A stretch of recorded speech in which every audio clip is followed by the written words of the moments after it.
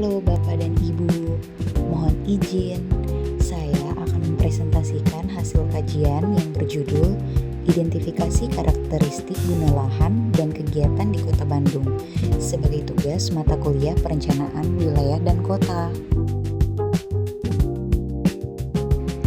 Menurut Doxiadis 1968, perkembangan kota memiliki dua bentuk dasar, yaitu pertumbuhan. Pertumbuhan yaitu perubahan ukuran untuk meningkatkan nilai, dan transformasi yaitu perubahan bentuk, fungsi, serta struktur penggunaan lahan.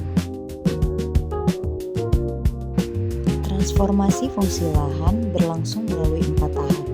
Penetrasi, masuknya fungsi baru. Invasi, fungsi baru makin berkembang.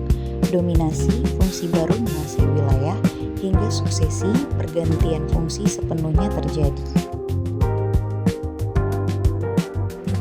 Ketidaksesuaian pembangunan dengan rencana tata ruang menimbulkan dampak besar. Hal ini berpengaruh langsung pada kehidupan sosial, budaya, ekologi, struktur kota, dan mengubah pola ekonomi masyarakat perkotaan secara nyata. Perubahan besar ini bisa menimbulkan dampak negatif. Oleh karena itu, kebijakan guna lahan pemerintah sangat berperan untuk menjamin efisiensi masyarakat dan memastikan manfaat sosial dari pembangunan dapat tercapai sebaik mungkin.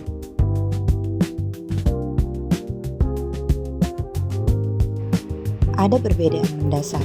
Guna lahan adalah fungsi dominan yang ada di suatu kawasan, sedangkan kegiatan adalah aktivitas atau cara pemanfaatan ruang yang dilakukan di atas lahan tersebut. Keduanya saling berkaitan erat.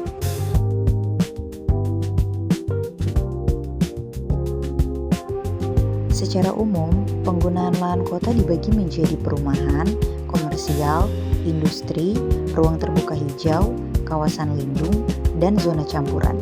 Namun, tidak semua wilayah di kota memiliki fungsi yang sama persis satu sama yang lain. Mengapa identifikasi itu penting? Tujuannya untuk memahami proses perubahan atau transformasi lahan, mengetahui variasi fungsi yang ada, serta menjadi dasar utama dalam menyusun rencana tata ruang kota yang tepat sasaran.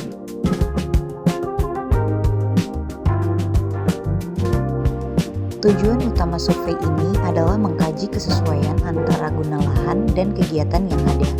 Kita ingin memahami sistem karakteristik lahannya, serta melihat variasi dan karakteristik kegiatan yang berkembang di dalamnya.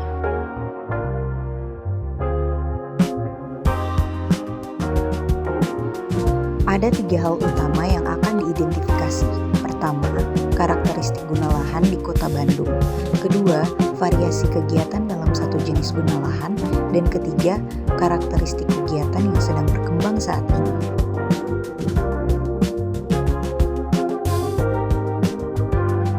Hasil akhir yang diharapkan dari kegiatan ini adalah sebuah laporan lengkap hasil survei.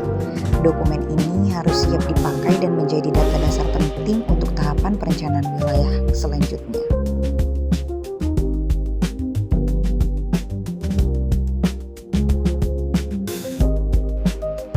Lokasi penelitian dilakukan di seluruh wilayah administrasi Kota Bandung, yang dibagi menjadi 6 wilayah pengembangan atau disingkat WP. Pembagian ini memudahkan pengamatan karakteristik di setiap zona kota.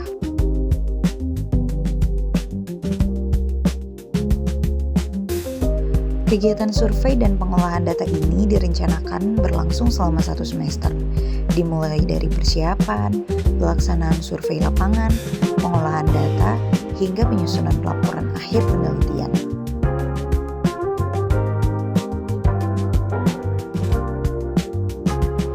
Sebelum ke lapangan, langkah awal adalah memahami masalah penelitian, merumuskan kebutuhan data, menentukan populasi dan sampel, serta memilih dan menyusun alat survei yang akan digunakan.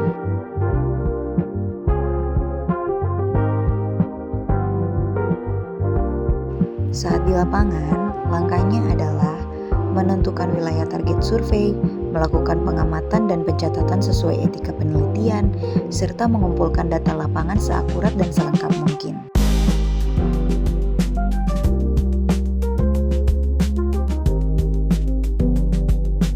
Setelah data terkumpul, tahap selanjutnya adalah mengolah dan menampilkan data dalam bentuk tabel atau grafik, melakukan interpretasi sederhana hingga menarik kesimpulan dari hasil yang ditemukan.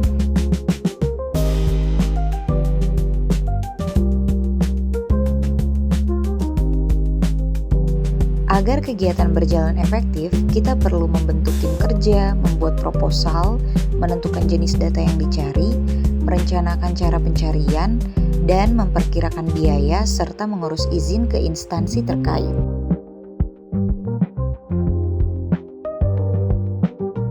Dari data awal, komposisi penggunaan lahan Bandung didominasi perumahan, sekitar 45%, diikuti komersial 18%, industri 12%, ruang terbuka hijau 10%, kawasan campuran 10%, dan sisanya fungsi lain.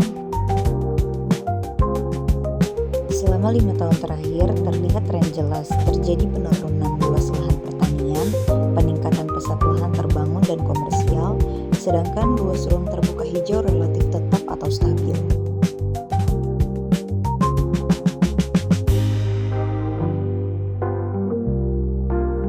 Kesimpulannya, identifikasi karakteristik guna lahan dan kegiatan di Kota Bandung sangat penting. Ini kunci untuk memahami perubahan, mengelola dampak pembangunan, dan mewujudkan perencanaan kota yang berlanjutan. Terima kasih.